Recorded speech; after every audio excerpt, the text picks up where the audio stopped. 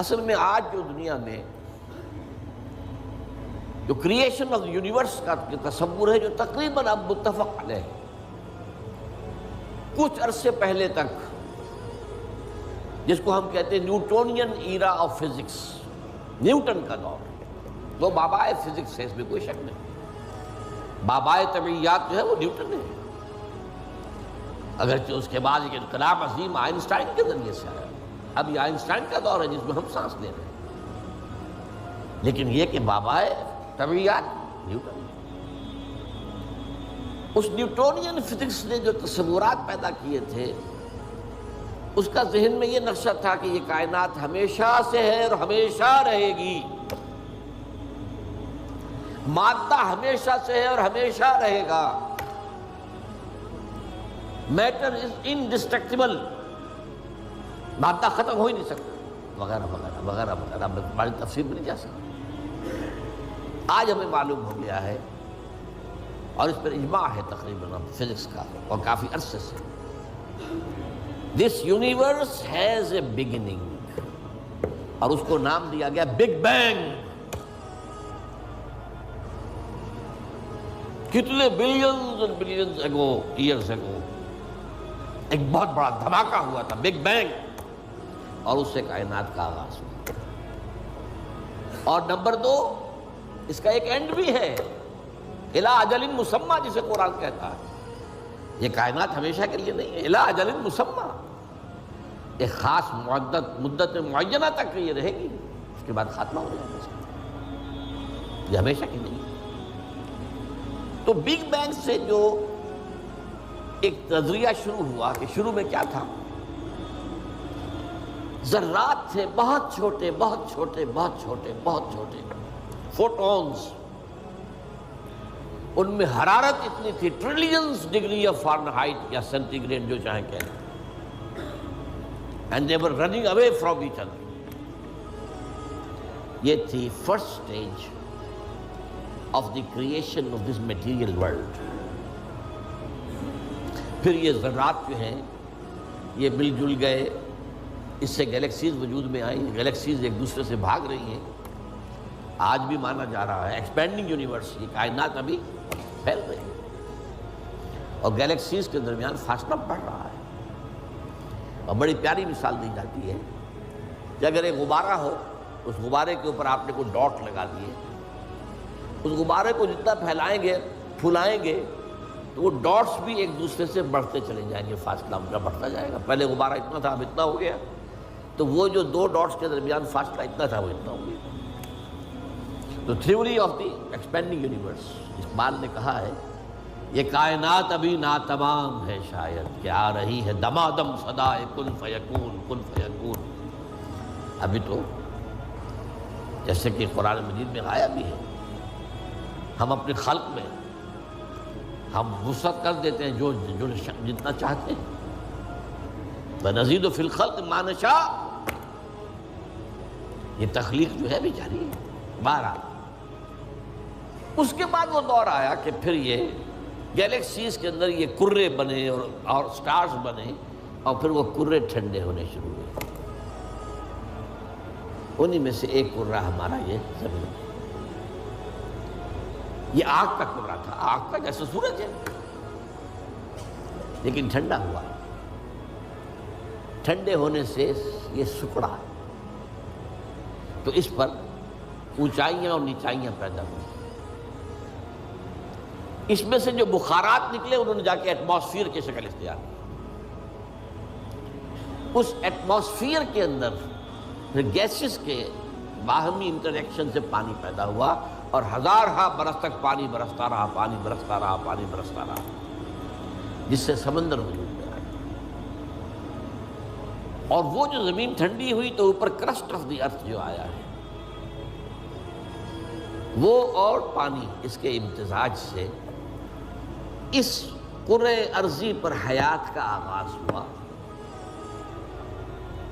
اور اس حیات کی لکھوں کا سال کے اندر ارتقائی مراحل سے گزر کر آخری نتیجہ جو ہے وہ آج کے نظریے کے مطابق وہ ہومو سیپینس انسان ہے۔ یہ میں نے آج کا نظریہ تخلیق آپ کے سامنے رکھ دیا۔ اس میں سے پہلے حصوں کے بارے میں تو اب اختلاف نہیں ہے، البتہ یہ کہ ایولیوشن کے بارے میں ظاہر بات ہے کہ اختلافات ابھی ہیں، لیکن یہ کہ یہ نظریہ ہے، اگرچہ بایولوجی کے میدان میں تھیوری آف ایولیوشن جو ہے اسے قبول نہیں کیا گیا، لیکن یہ ہے کہ ویسے اس کو تسلیم کیا جاتا ہے as a matter of fact.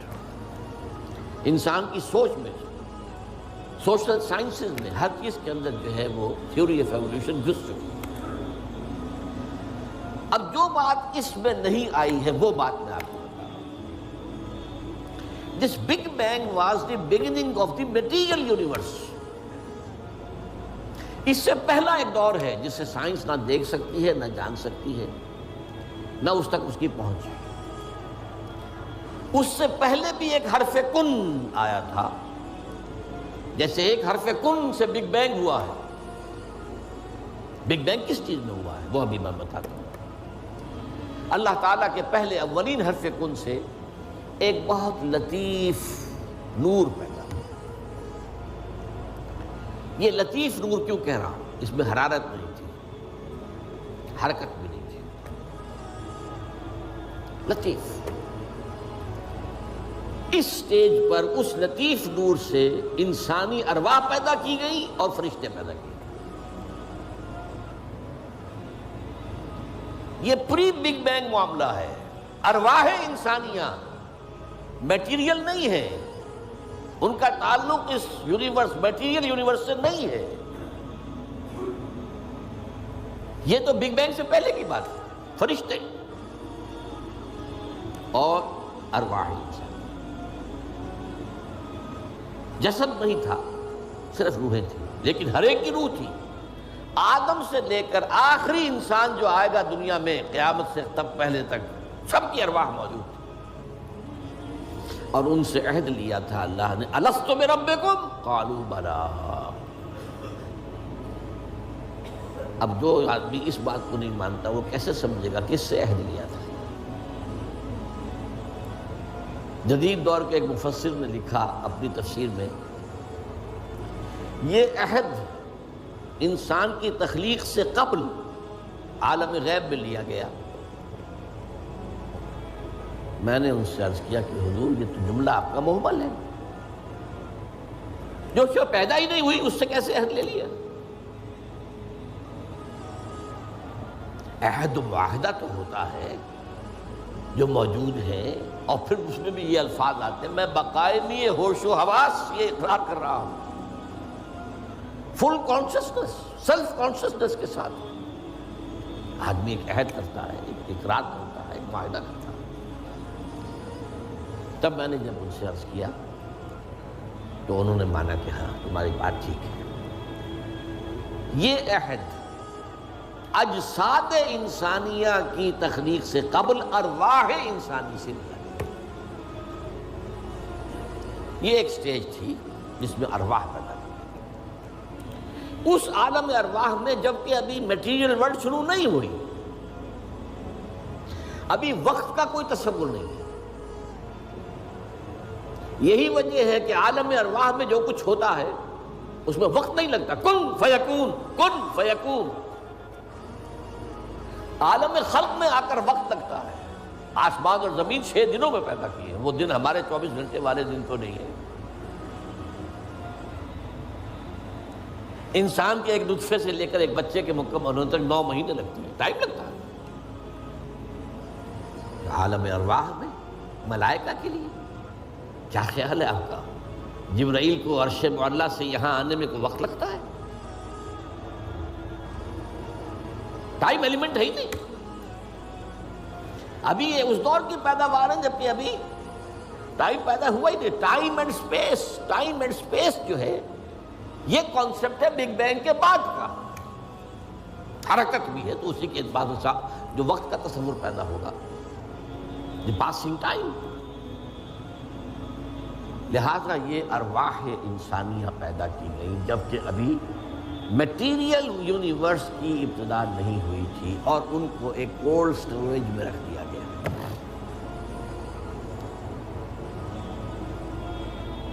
اب اس کے بعد وہ لمبا سفر، یہ جو تنزلات اور ارتقاء، یہ اصل میں 2 اصطلاحات آتی ہیں۔ ہمارے پرانے فلسفیوں نے بھی تو آخر کوشش کی تھی نا، سائنس تو ابھی نہیں تھی، سائنس کا تو ابھی تک جو ہے معلومات کا دائرہ بہت ہی محدود تھا، لیکن یہ ہے کہ تنزلات ستہ، تنزلات خمسہ، الاحد سے الواحد وغیرہ، یہ ذہنی خیالات تھے، یا عقل اول سے فلک اول اور عقل ثانی پیدا ہوئی، عقل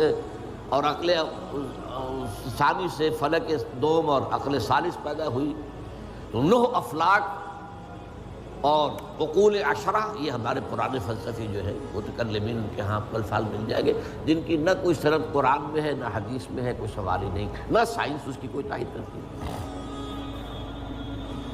جو بات میں عرض کر رہا ہوں اب اس کے اعتبار سے آپ کو سائنس کے درمیان اور اس پورے تصور کے درمیان معلوم ہوگا کہ ہم آہنگی ہے، مکمل ہم آہنگی، جبکہ ابھی صرف نور اور نور بھی، اس میں نہ حرارت نہ حرکت، ارواح انسانیہ کا اور ملائکہ، پھر وہ بگ بینگ، اور وہ جو عرصہ گزرا ہے جس میں کہ حرارت، شدید ترین حرارت، اس دور میں جنات پیدا کیے۔ اب قرآن مجید کہتا ہے وَلَقَدْ خَلَقْنَا الْإِنسَانَ مِنْ صَلْصَالٍ كَالْفَخَّارِ وَخَلَقْنَا الْجَانَّ مِنْ مَارِجٍ مِنْ نَارٍ، آگ کی لپٹ سے، اور ایک جگہ فرمایا ہم نے آدم سے بہت پہلے جنات کو پیدا کیا، وَالْجَانَّ خَلَقْنَاهُ مِنْ قَبْلُ مِنْ نَارِ السَّمُومِ، سموم کہتے ہیں وہ جو ہوا بعد سموم جس میں جلتی ہوئی آگ ہوتی ہے، لو سخت صحرا کی لو، اس کا تصور کیجیے آپ، اس کی آگ سے، اس کی حرارت سے جنات پیدا کی۔ یہ جنات جو ہے اس زمین کی پیداوار نہیں ہے، مٹی کی پیداوار نہیں ہے، یہ ایک لطیف تر شے ہے ہم سے۔ مٹی تو انرٹ ہو گئی، آ گئی، ہم مٹی سے بنے، چاہے وہ ایوولوشن کے لمبے پروسیس کے تھرو بنے ہیں یا یہ کہ ڈائریکٹ کریشن ہوئی ہے، لیکن ہے تو دونوں مٹی سے۔ قرآن بھی کہتا ہے مٹی سے، اور سائنس بھی کہتی ہے مٹی سے، ہم نکلے کرسٹ آف دی ارتھ، اور قرآن بھی کہتا ہے وَجَعَلْنَا مِنَ الْمَاءِ كُلَّ شَيْءٍ حَيٍّ، ہر شے میں حیات جو ہے، اس حیات کا منبع اور سرچشمہ پانی ہے۔ مادہ تخلیق جو ہے حیوانات ارضی کا، جن میں انسان بھی شامل ہے، وہ تو ہے مٹی، لیکن منبع حیات پانی۔ فَجَعَلْنَا مِنَ الْمَاءِ كُلَّ شَيْءٍ حَيٍّ، اور یہی سائنس کہتی ہے کہ سمندر کے کنارے پر، دلدلی جگہوں پر، وہاں کیا ہوتا تھا کہ ابھی پانی پیچھے ہٹ گیا ہے، پھر پانی آ گیا ہے، پھر ہٹ گیا ہے، یہ تعامل چل رہا ہے، اور اس کے نتیجے میں وہاں جو کیمیکل کمپاؤنڈز تھے، اس کے بعد آرگینک کمپاؤنڈز بنے، اس کے بعد اسی کے اندر جو ہے جو حیات کا جرثومہ پیدا ہوا، ایک سیل ایمیبا، یہ ان کا کہنا ہے، میں اس وقت اس کی نہ تصدیق کر رہا ہوں نہ تردید کر رہا ہوں، جو بتا رہا ہوں آپ کو کہ دونوں کا ایک یہ جو ہے بات متفق علیہ ہے کہ مٹی سے اور پانی سے بنے، اس میں کوئی اختلاف نہیں۔ اب یہ سلسلہ جو چلا ہے، اب وہی کہانی جو ہے یہ دہرائی جا رہی ہے، وہی ایک سیل سے رحم مادر میں بچہ پروان چڑھ رہا ہے، جو ہو سکتا ہے 9 ملینز آف ایئرز میں ہوا ہو، ایک جرثومے سے لے کر انسان تک کا معاملہ وہ رحم مادر میں 9 مہینے میں ہو رہا ہے، یہ سیم پروسیس، سنگل سیل، اور اس کے یہ مراحل ہیں۔ تو زندہ تو ہے، نطفہ بھی زندہ، علقہ بھی زندہ، مضغہ بھی زندہ، ماں کی طرف سے آنے والا بیضہ بھی زندہ، مرد کے نطفے اور ماں کے بیضے سے امتزاج سے وجود میں آنے والا زائگوٹ نطفۃ امتحان، وہ بھی زندہ، لیکن جب 120 دن ہو جاتے ہیں تو اب یرسل الملک، اب وہ فرشتہ بھیجا جاتا ہے، وہ رحم مادر میں، وہ روح، اس کی روح، میری روح جو وہاں تھی، وہ لا کر میری والدہ کے رحم میں وہ جو میرا حیولہ وجود میں آیا تھا اس کے اندر پھونکی گئی ہے، تب میں بنا ہوں، میرا وجود انسان کی شکل اختیار کیا۔ یہ ہے در حقیقت قرآن مجید کا جو حقیقت انسان